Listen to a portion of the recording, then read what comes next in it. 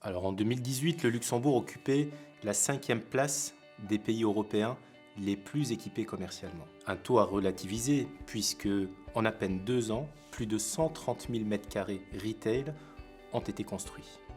Certes, la manne des frontaliers promet encore de belles performances pour les retailers et de conforter la place de certains projets.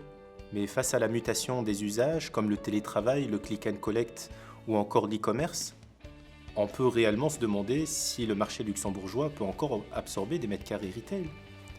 Et plus encore, comment conforter la place des sites commerciaux historiques.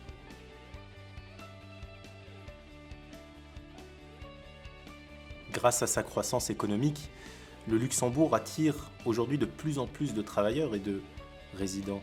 Il faut pouvoir les accueillir et donc produire chaque année plus de 7000 logements supplémentaires. Malheureusement, il n'en produit que 4000.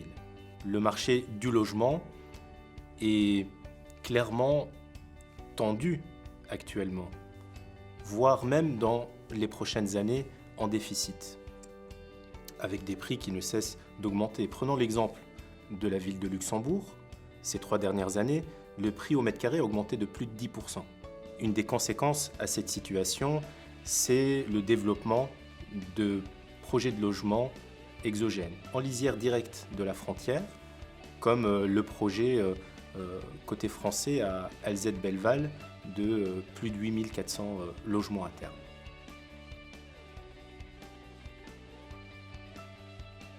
Le télétravail est en plein essor. Face à ce phénomène, de plus en plus d'entreprises sous-louent leurs espaces inoccupés, d'autres mettent en place des solutions comme le coworking.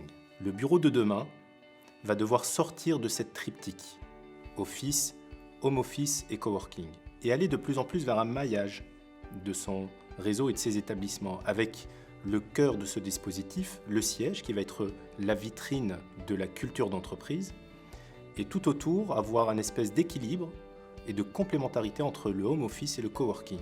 Le coworking comme étant l'espace de travail individuel et collectif de demain, plus souple et en étant en connexion directe avec l'écosystème local. Une chose est certaine, c'est que la stratégie d'arbitrage ou encore d'optimisation des mètres carrés de bureau devient incontournable.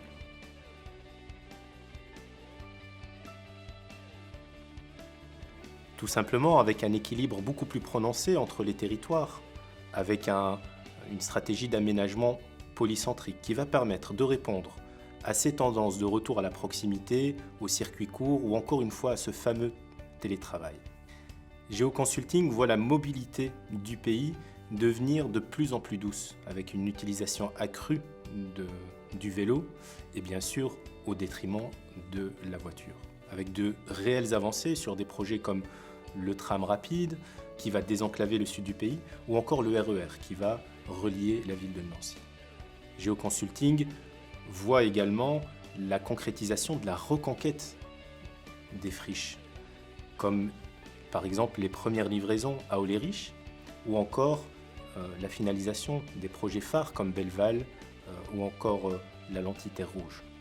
Ce dernier exemple des lentilles terre rouge est un véritable projet inspirant pour l'ensemble du pays, compte tenu de la mixité fonctionnelle, la durabilité et la résilience qui est insufflée dans ce projet.